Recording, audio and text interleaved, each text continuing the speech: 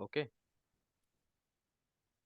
So second step will be in your presentation, you will have the summary statistic, and then you will have to comment on the summary statistic. What do you infer?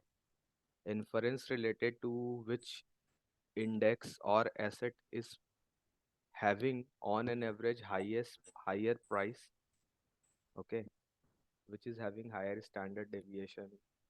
Is there any skewness in the data? Is there any kurtosis? Okay, and then you will have the price series plot.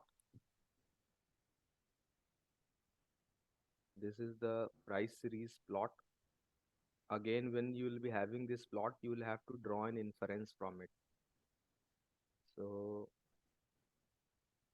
can you see some of the, I have given short forms of the sectoral indices data. Reason being because else the name are very big.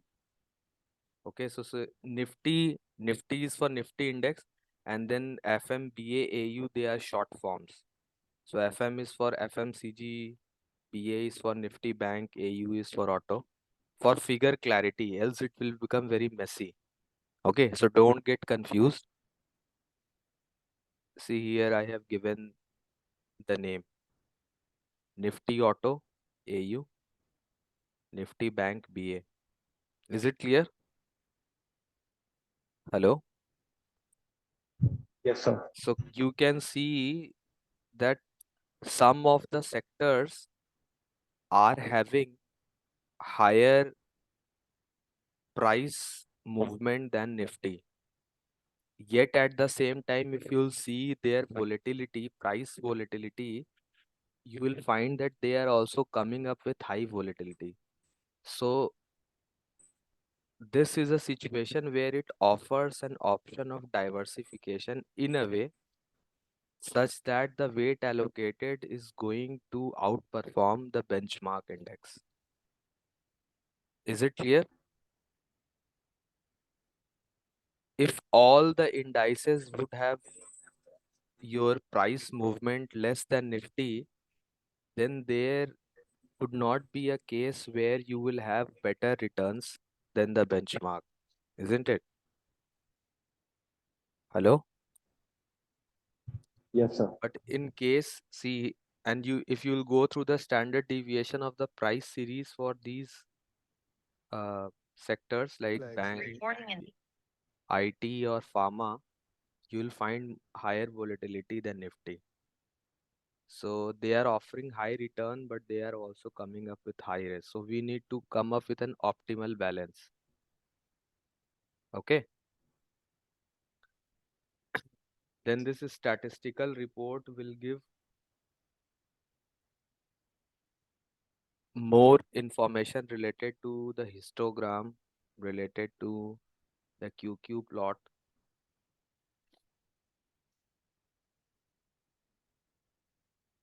So this is the report that you'll be having. You'll just have to use some of the figures. So let's say I'll be using this histogram to use my return data for mean variance optimization rather than the price series. So if you remember, we had a discussion why we need to use the return data in our mean variance framework if we want to work on the probabilistic framework. Because see, the price histogram is not matching any known distribution. And if we want to work on some statistical model, eventually we are trying to work in a probabilistic framework. So we want to actually have a data distribution which either closely resembles or resembles little bit with some known distribution. So that is one of the reason we will switch over from price series to the return series for our weight allocation and all. Okay, this QQ plot again is a way to verify whether your data is Sir, having norm. sir. Hello? Yes. Yeah. Can you repeat why we shifted from price to return?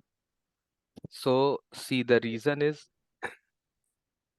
we are going to work in a statistical framework.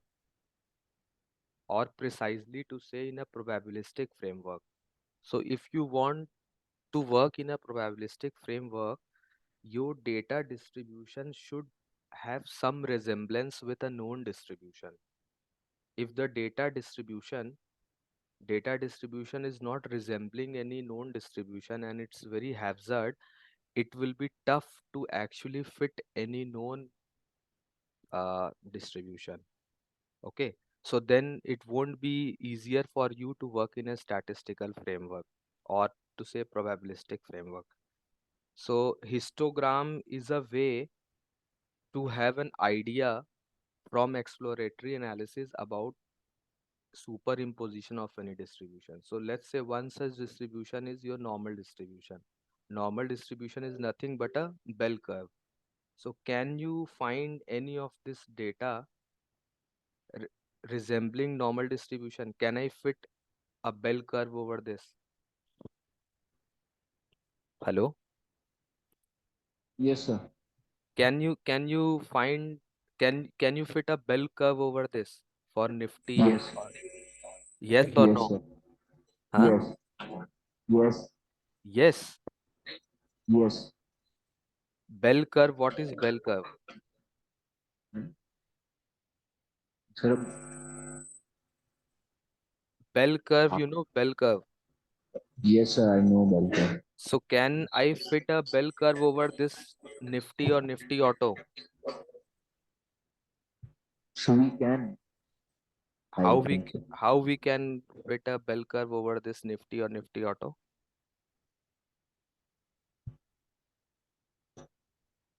Uh, Hello? How's bell curve? Like what's the characteristic of a bell curve?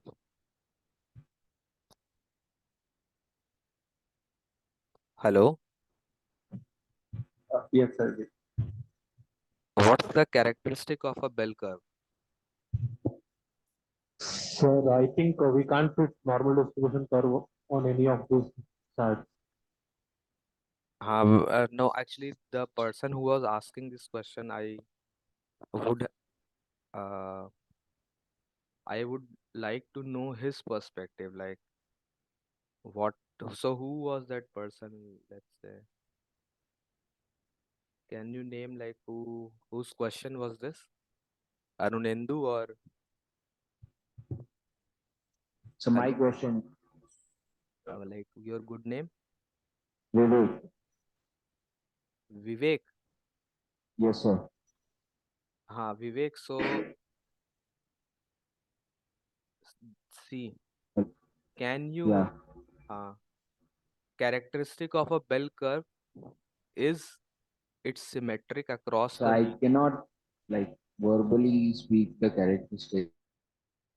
But how's bell curve? Can you, let's say, if I have to superimpose a bell curve over any of this histogram, do you think we can superimpose? It's Hello. hello? Am I audible? Sir, a bell curve may be described by the mean and the standard deviation. No, those are the scale and location. But what's the characteristic? How does it look like? Like a bell, it's symmetrical on both sides of the axis. So Nitin was the person, na? The question was from Nitin, na? No, sir, Vivek. Vivek. So see, Vivek, Yes, sir. this is your bell curve. Correct. And if you search for the histogram for a bell curve, because you have to histogram bell curve. This is the histogram for a bell curve. Now Got it. see your data. Okay, this is your data. Do you think that the histogram for these data resembles the histogram for a normal distribution? No, sir. So this is one reason why we have to choose a data series, okay, which resembles some known distribution. So normal distribution is the first distribution that people go for, though there are many distribution which you can study in higher financial modeling stuffs. So that's why we need to transform our series, because we want to work in a statistical or probabilistic framework. Okay, so return is one such transformation. Okay, because my data is not resembling any known statistical distribution, that's why I go for transformation of my data. So one such transformation is return estimation. So return estimation again has different forms, like log return is there, simple return is there. And then when it was studied that for a longer period of data, on an average, log return somewhat resembles the bell curve. So we can easily switch over to a log return transformation for the price series to work in a statistical or probabilistic framework. Is it clear now? Hello? No, sir. Can you repeat it? So see, when I had the histogram for my, this is my price series. Okay? This is my price series. So price series histogram is not resembling any known distribution. I have to work in an statistical framework. So when I say statistical framework, automatically it means that I have to switch over to some probability distribution. Okay, is it clear? So when we Ye- have to switch over to some probability distribution, that means my data should resemble some known probability distribution. One such commonly used distribution in finance is normal distribution. Okay, don't bother about other distribution which handles the extreme values. Okay, in advanced lectures you can have those distribution. For the time being, just try to understand that since my price series is not resembling any known distribution, I have to go for a transformation. Is it clear? So transformation, one such transformation is that I can go for a log transformation. I can go for a simple return transformation. Simple return means tomorrow's price minus today's price divided by today's price.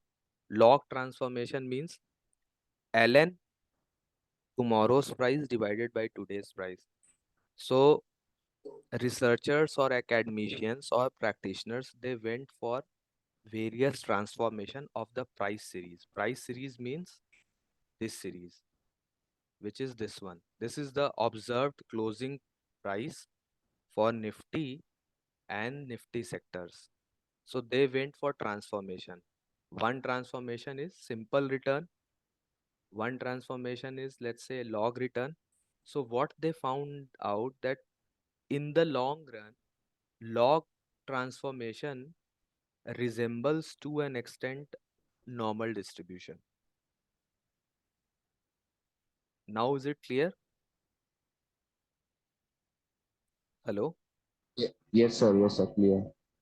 So that's why we take, let's say, whenever you are doing some portfolio optimization, you will find that people are working on the return series, not on the price series. So there is a reason they work on the return series. It's not obvious that we are going for that return series modeling. There is a statistical reason for that return series modeling. Clear? Yes, sir. So now we are going for log return. Okay. Same, we have done this stuff, how to estimate the log return, you estimate the log return. So this variable log rate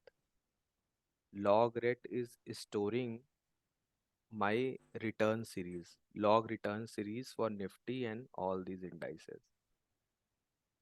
Fine. Okay. Then this is the return plot in your presentation as well as your in exam. You will have this return plot and then you will have to comment on it.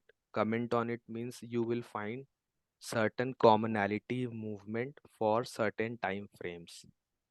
Okay, which is attributed to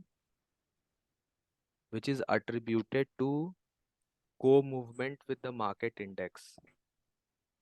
Okay, that's why for certain time frames, let's say around 2008, around 2010, 2020, you will find a commonality in terms of uh, downside risk. Okay, because of a market co-movement. So then you will have to comment on this. Then if you remember, I had a discussion that what's the reason that diversification offers benefits in terms of risk, which we did using portfolio simulation, but you don't have to prove here. So it's well accepted. It was taught in the class empirically via a simulation exercise to show the benefits of diversification. Here you will have to do this exploratory analysis. Then box plot helps you to find out the outliers. So outliers actually attributes for your fat tails, higher kurtoses. Okay. Is Sir, it clear? Pardon? Any question? yes, sir. The chart almost looks similar for all the sectors. So how to comment on it? You can actually make separate charts. I have shown it here. So looks similar because all these, see, Nifty is comprised of these sectors only, na? So all these sectors, they co-move with your market index. Only the quantum of movement is going to vary. But how you have to comment based on identification of certain time frames where you find more spike or more volatility. Yes? Hello? Yes, Anyone? sir. Yeah. So you will have to figure out points where you find more volatility. So let's say, can you see this point?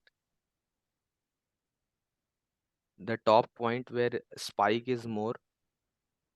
And here you can see a bottom point where all of them are showing maximum downside.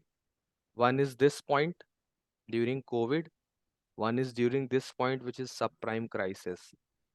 So you have to identify actually those time frames, okay, where high spike is there, maximum spike. So obviously return movement will be there with certain spike across the mean position, but for certain time frames you will have more spike.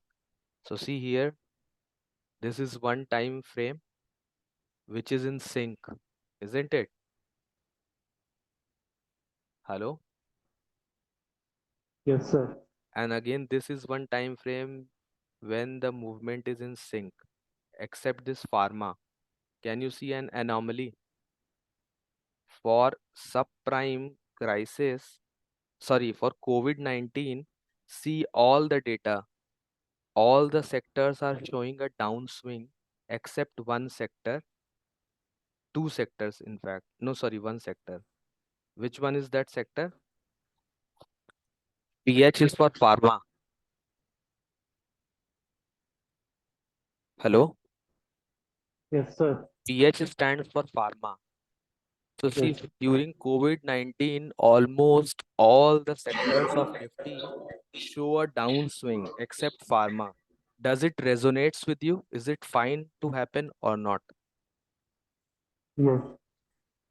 So this is just a reflection of what has really happened. And it should happen, na? During COVID-19, when the market was shut, almost all the sectors witnessed a downswing. So you will find a downswing, that means return is on the lower side.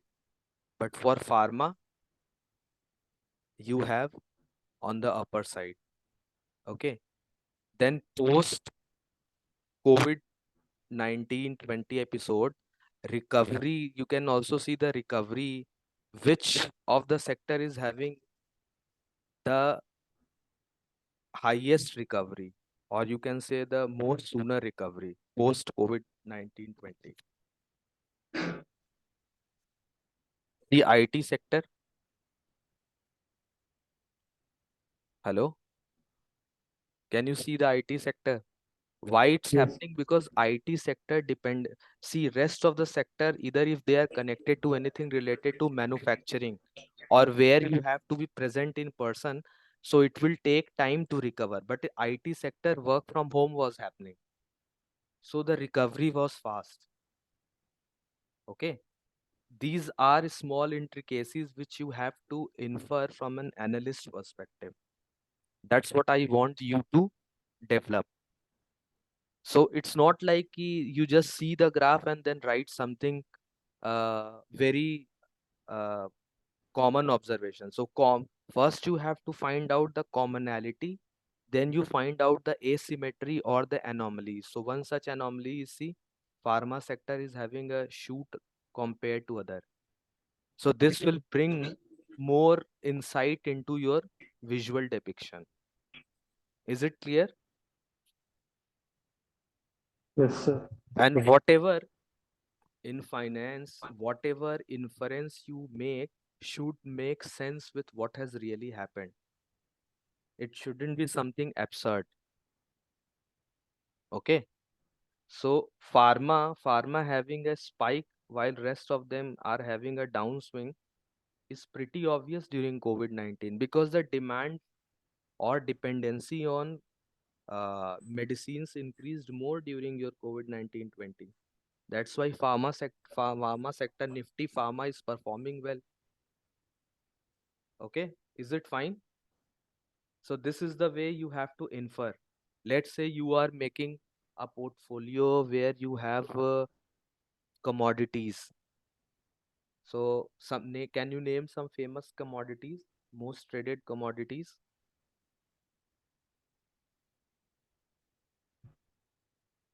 Hello, Yes, sir. can you name some most traded or famous commodities? Gold, Gold, and what is black? silver, Gold is there, crude is there. Okay, there are like most traded commodities. So you can actually see. So when we are talking about gold and you see a spike, you have to recall back that when investment in gold is going to increase more. Spike in gold prices or return means that people are investing more in gold. Investor sentiments has moved. So that happens during what time period? During under what macroeconomic or financial conditions? Okay. So you have to connect it with that stuff. Let's say you are analyzing crude return movement and you are finding some high downside volatility. So that means if there is a downside volatility in crude,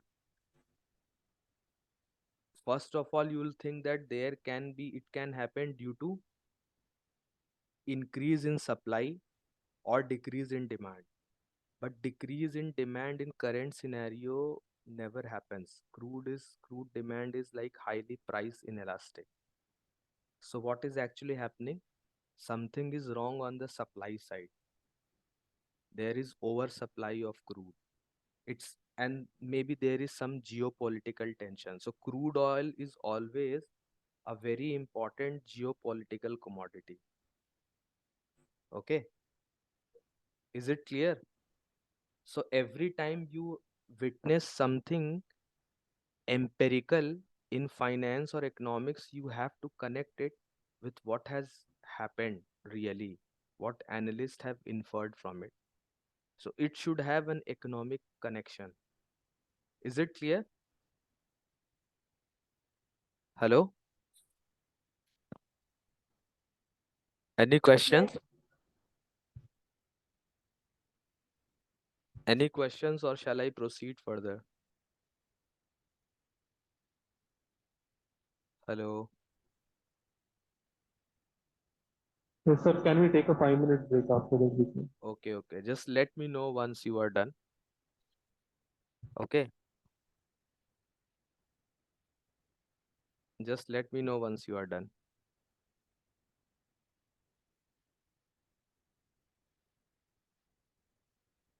Sir, you can continue. Okay. If we continue, we can wrap it fast. If Professor Rahul Pramani is there, if he wants to leave, he can leave. Rahul sir, am I audible? Yes, yes, sir. Rahul sir, if you want to leave, you can leave. So now we'll go for portfolio construction. I have Hello? shown. Yes, sir. You want to say Ah, something? no, no, I'll do that in the class ends. That's okay. Okay. So we have we have covered lot many portfolio strategy. I am sharing here with I am sharing here one strategy of highest Sharpe ratio, but in your presentation, you will have to cross compare all those portfolio strategy. So let's say you have mean variance, minimum risk portfolio with some expected return, with long position only with short selling. Then you have maximum return portfolio with a limit on risk with long position only with short selling. Then you have tangency portfolio or Sharpe ratio. Okay. So these three portfolios we have covered. I am sharing here the back testing for one of them, but in your presentation, you have to implement all those strategies. So it's not a rocket science. We have already defined the portfolio spec for all those things. You just have to play with it. Is it clear? Hello? So I'm sharing one strategy which is fully invested portfolio, long position only. Okay. Weight allocation across the sector with no grouping. So this function portfolio spec, if you remember, takes your by default portfolio spec arguments, which is min risk, no desired return, okay, by default arrangement, and the solver also set for long position only. So you can have a list of p-sec, like what p-sec, what's the setting for p-spec. So when you run this, you will have this. We are using variance covariance matrix as a measure of our portfolio risk. Okay, this is my tolerance. There is no constraint on weight, there is no constraint on return, and there is no target risk, there is no risk free rate. This is the solver by default setting we are taking. So once I have done this, then back testing slots has to be given. So back testing actually has 3 slots. First slot is related to the rolling window.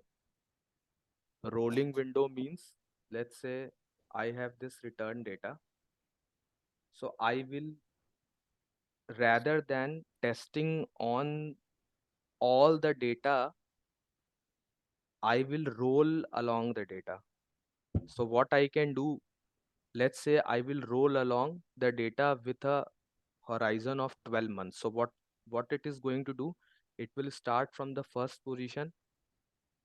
It will use first 12 rows. Using the data of the first 12 rows, it will construct a portfolio and it will test with the benchmark. Then it will start with the second row and it will go till 13th row. Again, construct a portfolio. So it will roll with 1 month duration. Is it clear? Is it clear? Yes, Hello. sir. So Yes. one important parameter is your rolling window size. Like you want to add for each window how much data you want to take or how much rows you want to take. So this is a monthly data. 12-month rolling window means every time I'll be constructing a portfolio using 12 rows. So first construction will be using this position up to 12th row. Second construction will be using the second one, second row till 13th row. Third will be from third row till 14th row. So it will roll along your whole data set.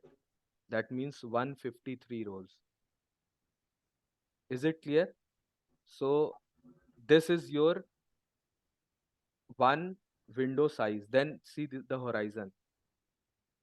Then second thing is that either I want this rolling every time to be 12. If I want every time to be 12, I'll use equidistant windows. But if you want, you can go for different distance windows. So let's say uh, 9 9 months, 6 months, 5 months, but you will have to write your own crude code. So let's accept the default setting where it's rolling across the whole row length, and each time the window size is equal, which is 12 months. Okay. Second slot for portfolio back testing is which strategy you want to test. So tangency strategy relates to your maximum Sharpe ratio. So Sharpe ratio, you remember what's the formula for Sharpe ratio?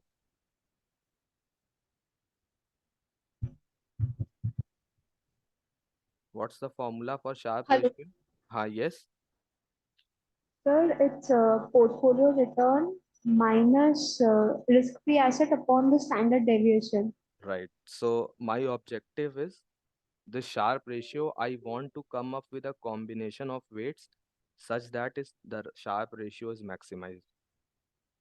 Okay. And the third slot, I will revisit it once we have constructed our portfolio. See why we are using this smoother, because when you are rebalancing your portfolio very frequently, it will also involve the transaction cost. Okay. So let's say first 12 months I have my portfolio where Nifty auto is having a weight of 0.3%.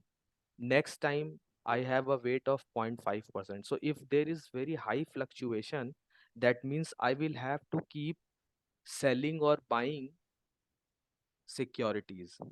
So if there is marginal change in your selling and buying, it's going to cost you additional, okay, transaction cost in terms of transaction cost. So this smoothing, what actually does it actually makes your portfolio weights to vary smoothly, not very abruptly. So that means today if it's 0.09, tomorrow it's going to be 0.089. So your transaction cost won't be that much high. That's the purpose of this smoother, to test. Okay. So this one stuff you must have read in your uh, time series or something, exponential moving average smoother. So what it does, it gives higher weight to the most recent observation, and then it decays the weight as you move on to the past observation. So that decay length depends upon a variable called lambda. Again, this is a parameter to be tuned. Okay.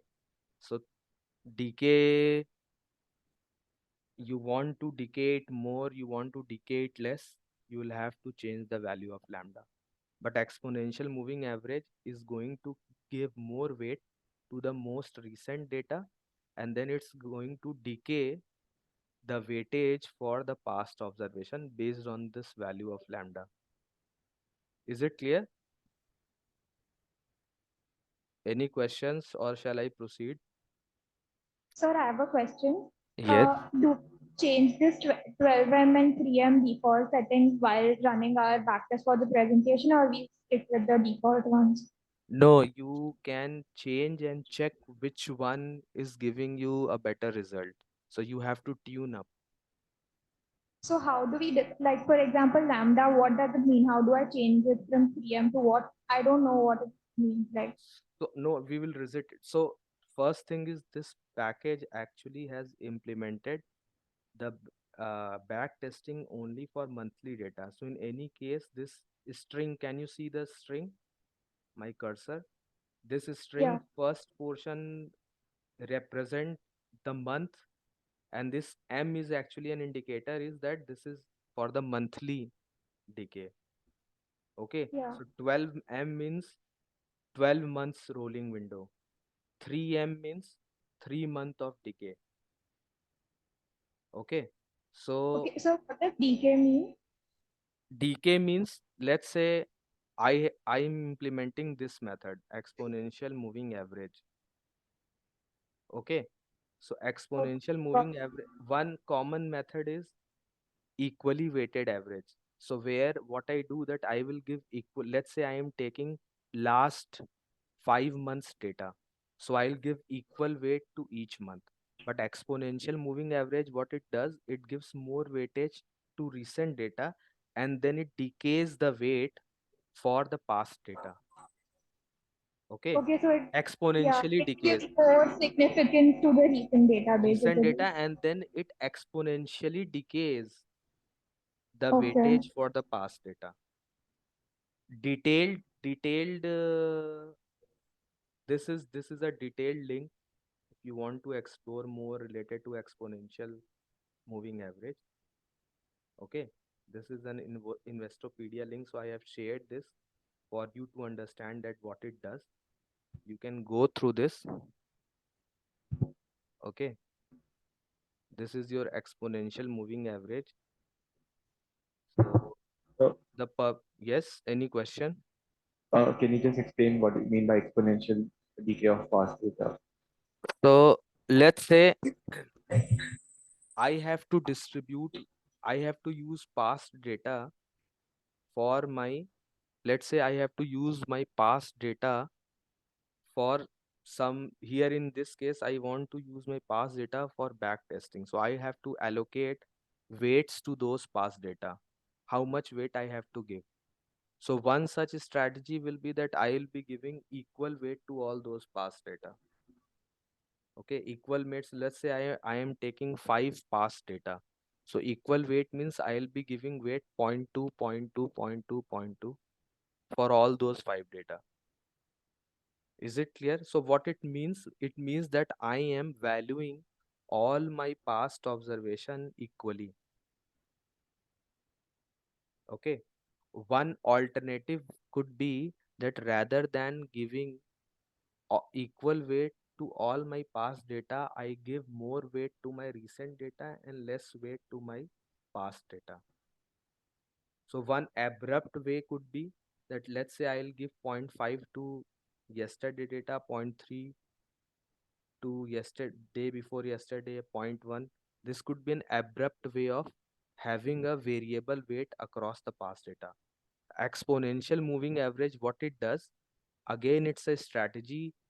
It exponentially decays across your past data. But the what's the insight? Insight is that I am having more weightage on the recent data, less weightage on the past data. Now is it clear? Hello? Hello? Hello? Hello. Recording in progress. Am I audible? Am I Yes. audible? Yes, yes, say. Yeah. So is it clear? Yes, sir. So if you want to explore more, this is the link. Or online also you'll find lot many links. What exponential moving average does. Okay, how it's related to simple moving average and what it does. Exponential moving average has gained lot of popularity in financial time series forecasting.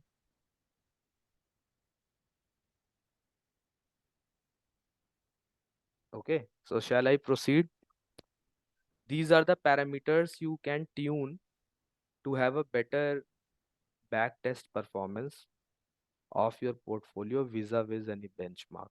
So I'll show you how to play with it. Shall I proceed? Yes, sir. Hello? This is the function which deals with the specification of your portfolio backtest. So see here, these are the arguments. These are the by default arguments. So if you want to change, you just have to change this value. Okay. If you want to change the lambda, you just have to change this value. Got it? So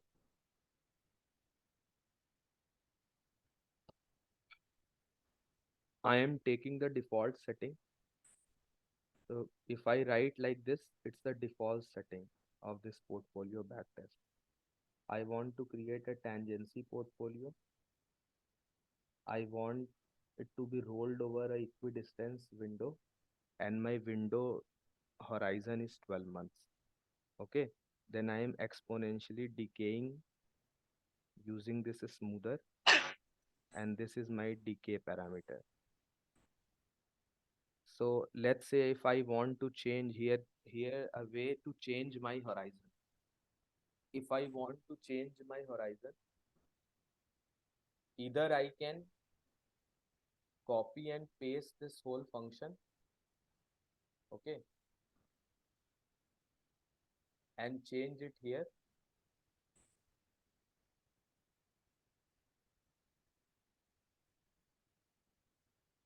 or this is one way. I can copy this whole function and then I can say that my B test is spec, any variable you want to do.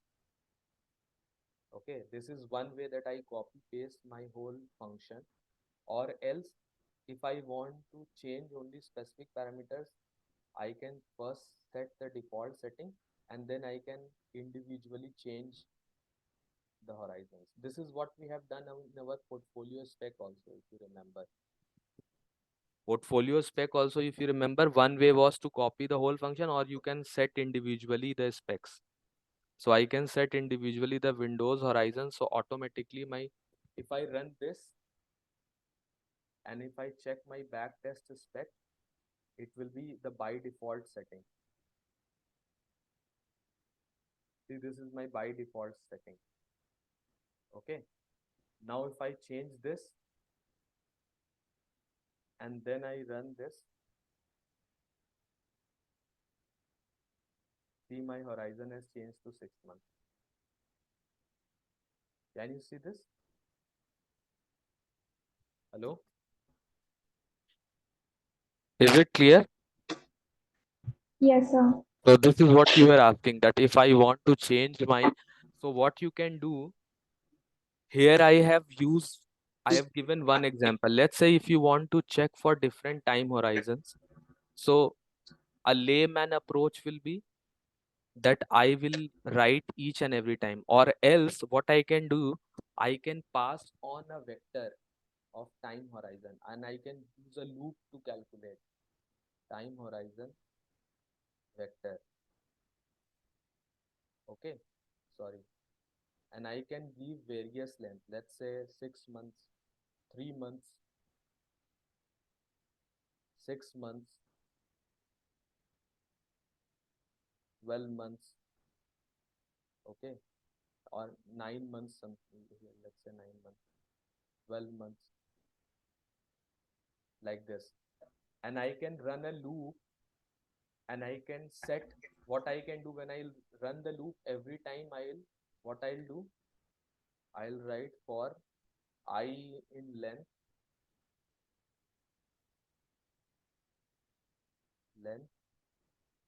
time horizon vec. Every time I'll do, rather than writing because time horizon is this, rather than writing this, I can write like this.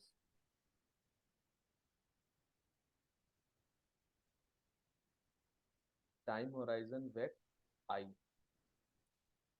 Because see, let's say if I write I equals, first time it will take I equals 1. So what is time horizon 1? Time horizon 1 is, if I equals 1, time horizon 1 is 3 months. So when you'll run this loop, every time a next value will be taken. So first time it will take the Windows horizon like this. Same way you can make a mix of this. Are you getting? Hello? Yes, sir. Yesha, are you getting what I am trying to say? So Yes, sir. if you want to test, so see, just simple, what I have said in programming language is that if you know how to import data and then you know how to play with loops and conditional statement, you can scale up your operation. The core operation is this one, back testing. But if I want to test on various parameters, I can use a loop to do all these things. So every time I'll have a different window horizon and then I can see my results and then I can choose which one is best. Or another layman approach is that you do it one by one for each possible. But see, let's say if I have 4 combination of time horizon and let's say 4 combination of smoother lambda. So in total, I have 16 combinations, isn't it? If I have 4 combinations of this, 4 combinations of this, is it clear? Yes, sir. So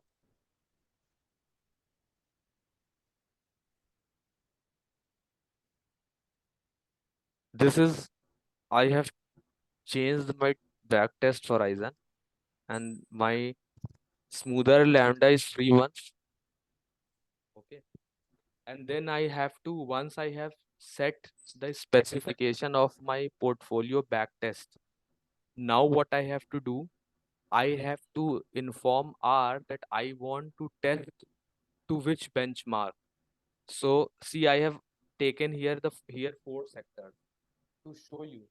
But what you have to do in reality, you have to first cluster. So let's say I will use this data and I will cluster my sectors according to K means, crisp partitioning. So you will have allocation. So you will find that, let's say AU, FI, FM are allocated to one sector.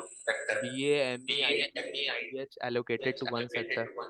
So make 3 or 4 clusters and then for each cluster test against a benchmark. So index here is storing the data for Nifty Index. Okay. And what I'm informing are that I am making a portfolio of these 4 Nifty sectors and I want to test it against my index performance. Is it clear? Hello? Yes, sir. Is it clear? So I have shown here I have chosen 4 random sectors. But what you have to do in reality, you have to first run the clustering algorithm. So you will find, let's say if I make 3 or 4 clusters, so I'll have each sector belonging to some cluster. So for each cluster, I can make a formula and I can test and I can cross compare that which cluster is performing better vis-a-vis my index. Is it clear? Hello? Yes, sir. So let's say if I am interested to choose securities of Nifty S&P 500, 500 securities are there. So what in reality people do is that I'll take S&P 500, I'll allocate clusters to each securities. Let's say I have made 10 clusters or 20 clusters based on your choice. And then you can test each cluster performance vis-a-vis S&P 500 and then whichever is giving better average performance over the years, you can choose that cluster and allocate weight to that portfolio. Is it clear? Yes, sir. This is one way of backtesting.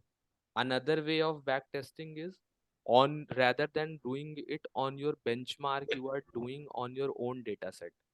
So you will have to actually split your data set into, let's say, 80-20, and then you frame a portfolio on your 80% of data and then test on the performance of the coming 20% of the data.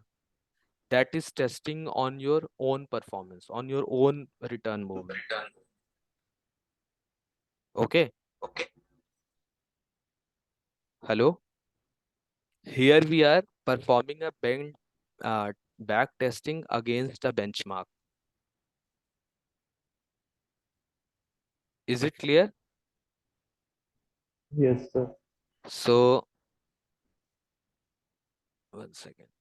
Once I have informed R about my backtest formula, now I'll call this function portfolio backtesting.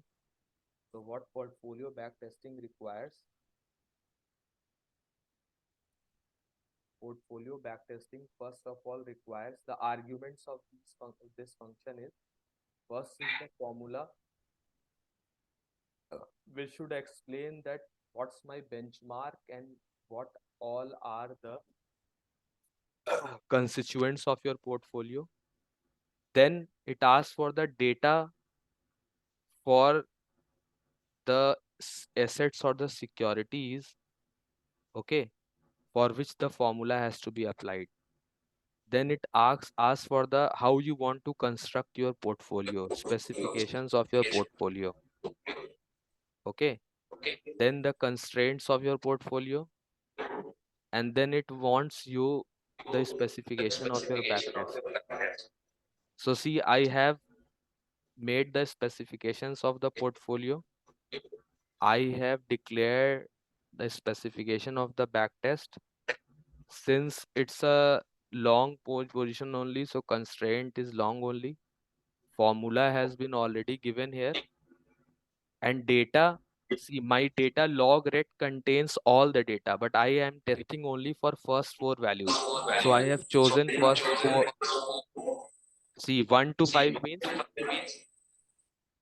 column 1. If you remember, this is for splitting your uh, data frame or time series data. So whatever is written after comma deals with column, whatever is written before comma deals with rows. So I want my whole data set, and then I want just 5 columns, because see, I am dealing with these 5 assets. So column 1 means index Nifty, and then rest are my portfolio 1, 2, 3, 4. So this is column 5. So this is actually picking up your data which will be used for portfolio. And then when you run it, try to run it on your own. So this is the weights. Okay, so see, for every 12-month time horizon, rolling weights have been created. These are rolling weights. So what it means,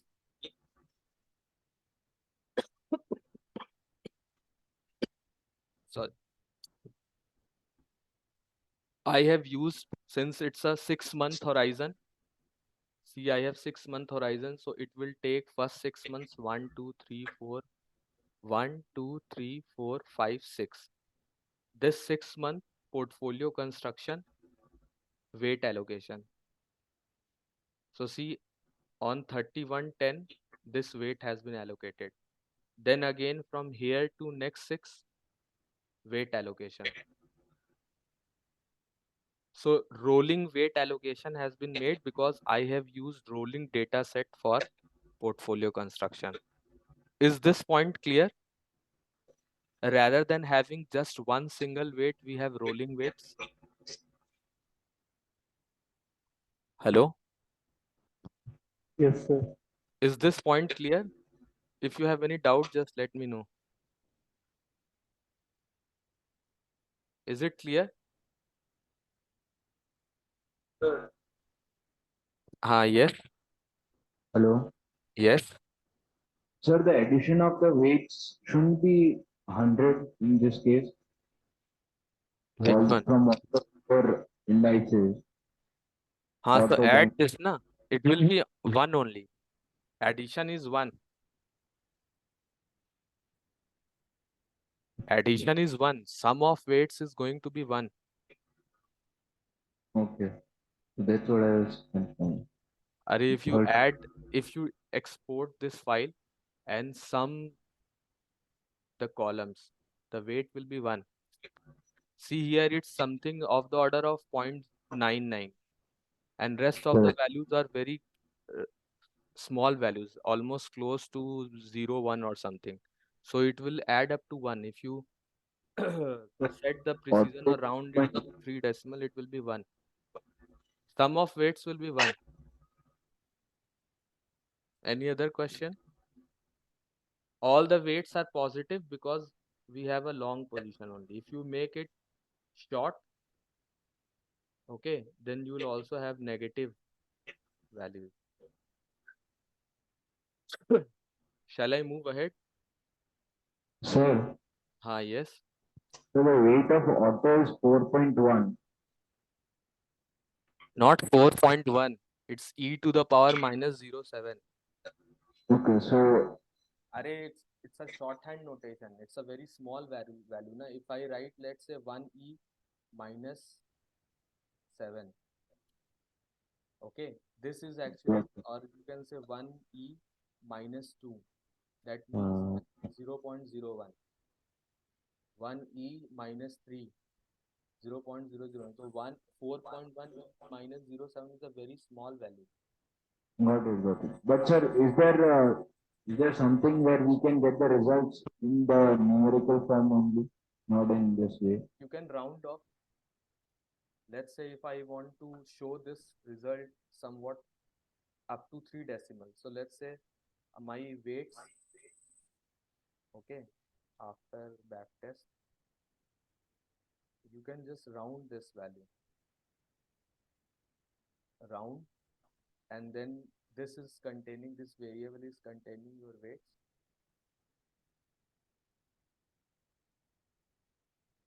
Comma, let's say 3 decimal places. So now if you see weights after back test,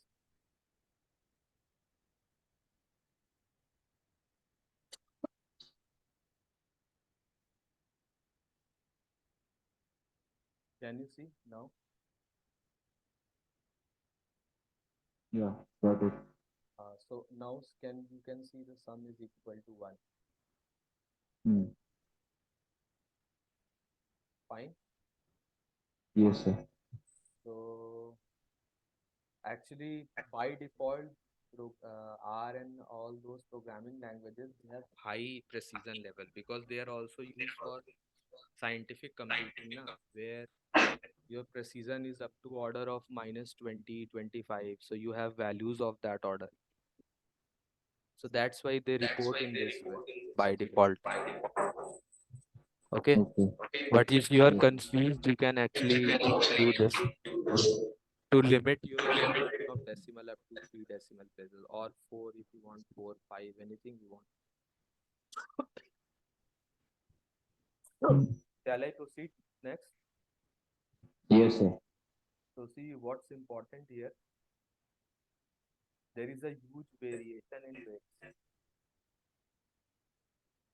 Here it's 1, 0. That means I have liquidated all my investment in FI, and I have done a full investment in FF. Okay. So this is the case where we require smoothing of our weights across the time frame. If you want, you can smooth your, that's here I am smoothing my weights using a decay for longer time period. So if you see here, my lambda was 3 months. You can check how lambda value is affecting your portfolio. So if you run this, if I increase my decay period, okay, and then if you see your weights,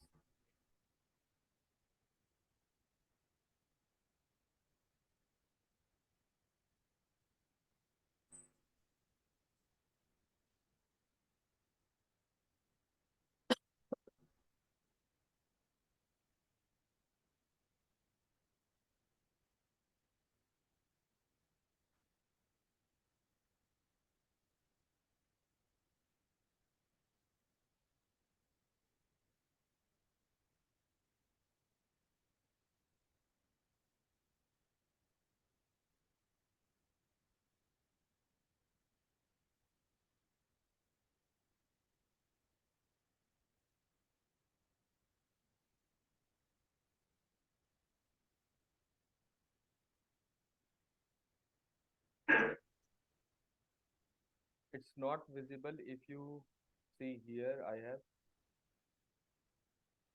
if I just do this,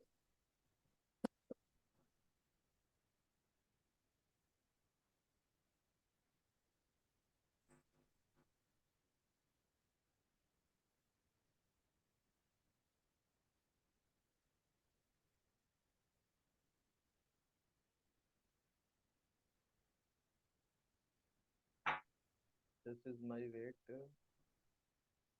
before smoothing,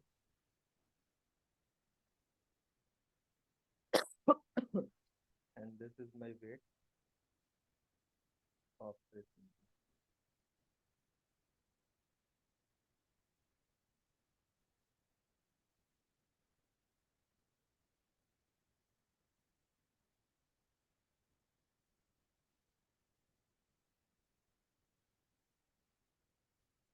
So see, this is my weight. Now you can actually compare and change the value of lambda to see how much I can smoothen. Let's say make it 9.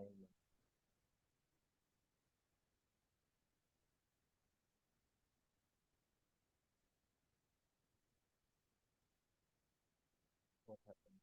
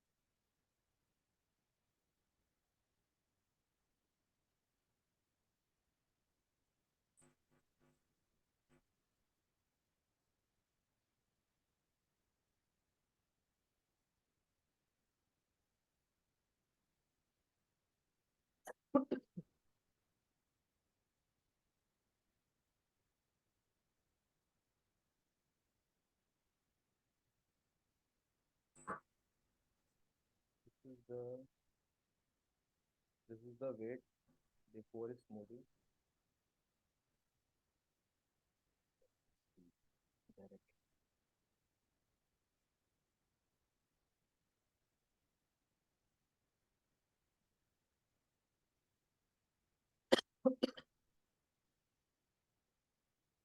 These are the smooth weights, and these are Nifty by default weights.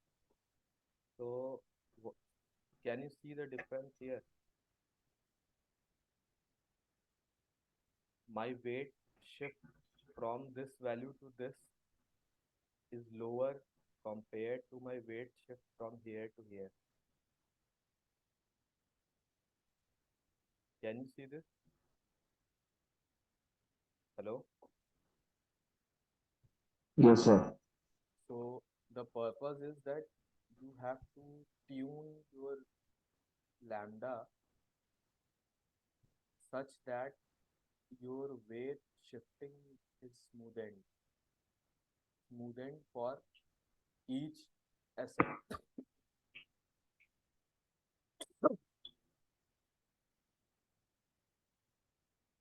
Okay, So you will have to play around with different values of lambda,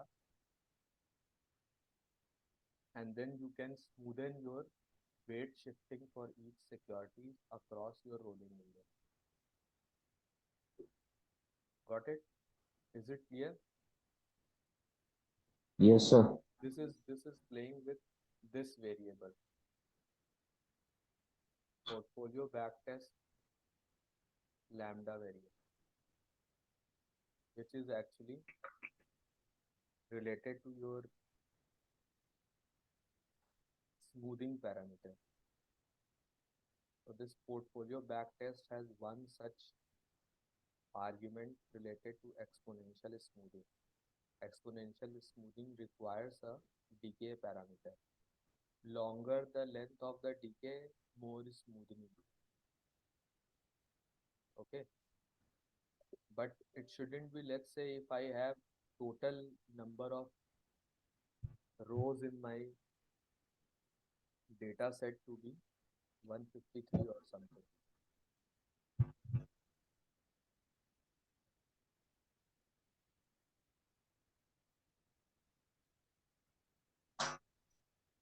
So it shouldn't be something that this is 153 months. It shouldn't be something like 155. Okay. And make sure that you have enough number of rows for portfolio backtesting and evaluation.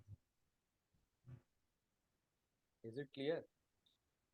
So this lambda actually deals with that how long you want to decay.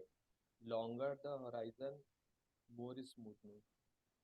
This horizon represents the window size for your rolling portfolio construction. Okay. So you can also make it 12 months means that you are having an year on year evaluation.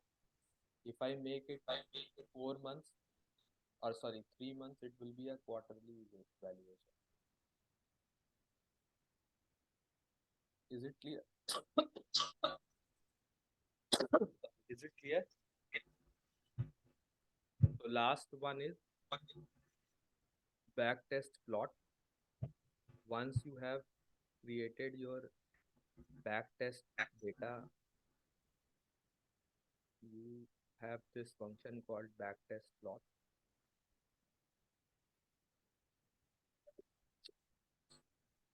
You just run this function. You will have a very nice number of plots. Here you have on an average cross comparison. So you can see total return. This is a cumulated return for portfolio and benchmark. Standard deviation, with the same level of risk, portfolio is able to generate more total return. Okay, but the maximum drawdown, this is related to the maximum loss. Standard deviation is an average dispersion across the mean. So average dispersion is though equal, but maximum drawdown, or you can say maximum loss, is higher for the portfolio because some of the sectors, they are offering high return at the cost of high risk. So for some time period, let's say for December 2008, this red one is the Nifty Index, blue is your benchmark. Your drawdown for your portfolio is on the higher side. Okay. Here for this time frame also, your benchmark is having higher drawdown. Okay, because it constitutes, let's say, why this is happening, because maybe for this time period the sectors that I have chosen have suffered more. One such sector that I have chosen is banking sector, Nifty Bank. See, this is my formula.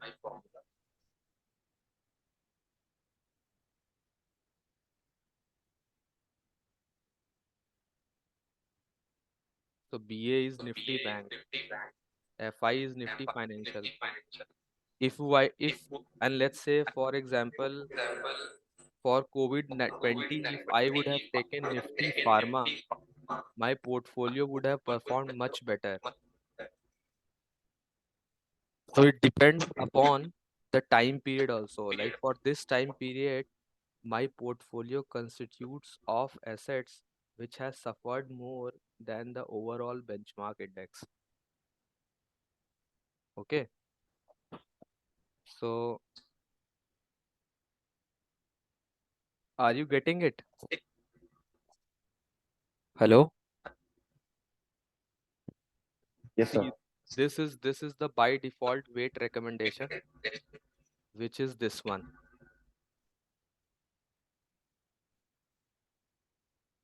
By default weight recommendation. Then we have smoothened it based on, so smoothened recommendation is this one. Okay, this is my red one is your index, and rest of them, I don't know why it has shown all those things. These variables should be also shown here. Maybe plot requires a bit of tweaking. Okay, this is the plot for this, and the last one is average performance. So this function actually gives the average performance vis-a-vis your benchmark. So you can focus on this year-on-year performance. Okay, this is average performance for 3 years, 5 years, 1 year. Here is year-on-year performance.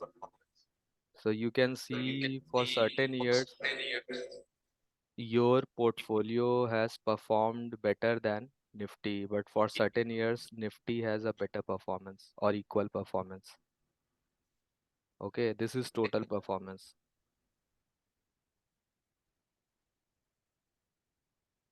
Is it clear? So I have created this portfolio which maximizes Sharpe ratio, and it's a long position. You can also make other portfolios. Okay, one is your minimum variance portfolio with short selling. One is maximum return portfolio with a limit on risk with short selling.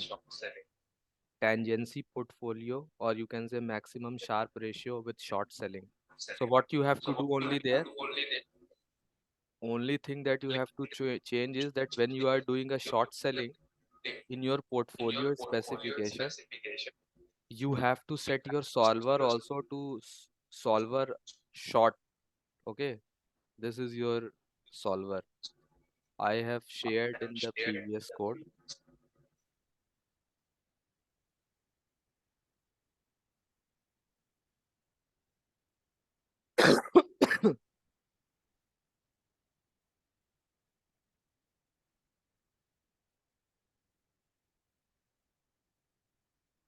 So this is the solver that you will be using for short selling. So let's say if I want to go for a constraint of short selling, I will change the solver to this. There can be more constraints also.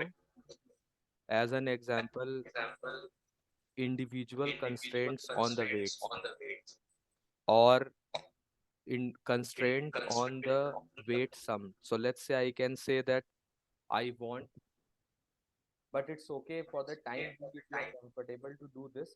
It's like once you will be adept with using this package as portfolio, then you can play around with on some advanced stuffs. So one such constraint can be that I want this asset, this asset, this asset to have at least 0.2% weight. Or another will be that I want this weight sum to be 50%. So additional constraints you can play around with, but for the time being, don't bother about it. Just restrict yourself with long position and short position, because you need to be comfortable with the functions available in this package as portfolio. Okay.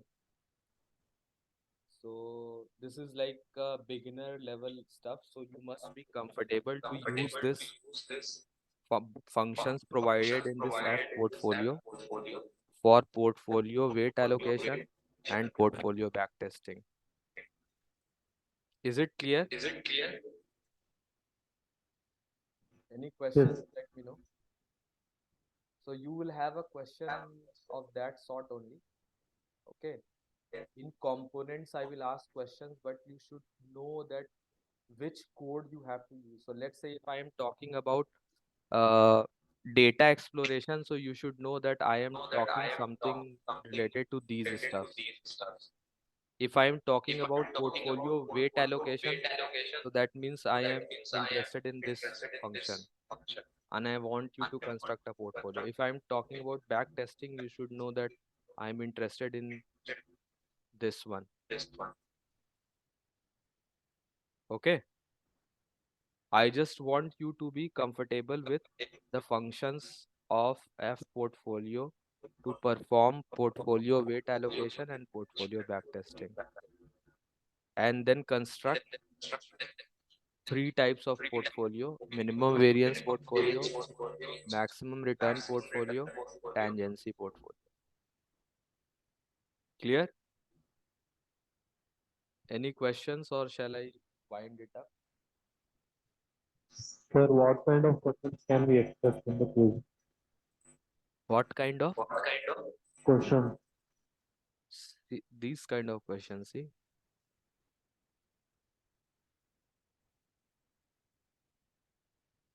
So let's say I have asked you to create a minimum variance portfolio with short selling.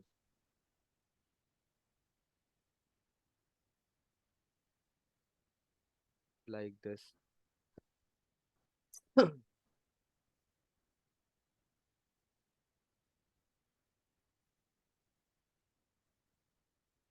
See this one.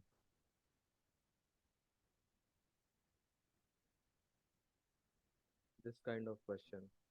So I'll give a data set to you. Okay. You will have to import that data set and then you'll have to allocate weight according to one portfolio strategy. So let's say if I say maximize Sharpe ratio, you should know that which function to use. Short selling allowed, so what you have to do in constraints. So see, constraint has been set to sort, solver has been set to this. This is a minimum variance portfolio. This is maximum Sharpe ratio portfolio. And then some other questions related to plotting of your data, statistical analysis. Let's say I have this summary statistic. Okay. This summary statistic is there, na?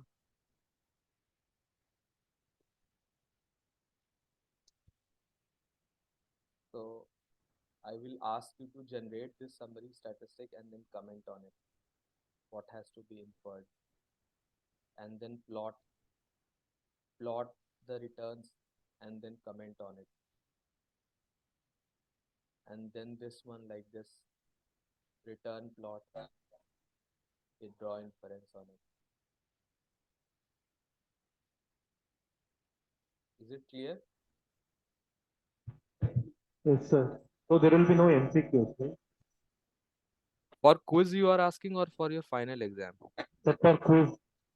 Quiz will be MCQ, basic MCQs. Okay. I thought you were asking for the final takeaway exam. Quiz you cannot do these things, na? In let's say quiz will be for 1 hour. So basic questions. And you have Chat GPT, everything available. Google available, open book exam. Okay. Okay. So any more question or shall we wind it up? Wind it. Okay, just drop me an email. Next week I am not there, and once I'll be back, make sure that every one of you has a running R Studio. All those codes that I have shared, you are able to generate output, execute it. Okay, because in the final takeaway exam, make sure that you are able to execute your own code. Though you are borrowing from someone else, but you are able to run and execute and generate your own answer. Clear?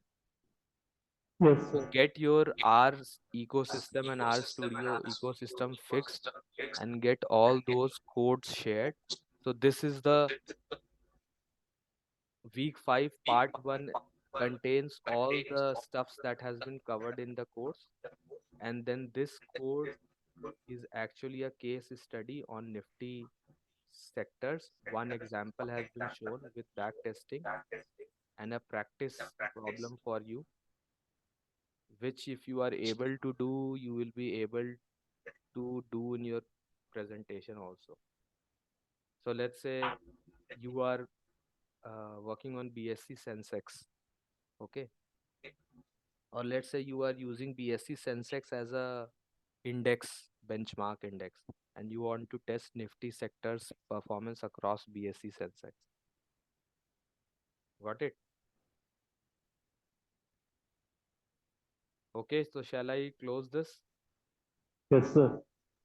Let me know in case if you want some help, drop me an email, but I'll be able to provide you in-person help after 2nd October. Okay, chalo, then take care. So thank Happy weekend. Okay, thank you.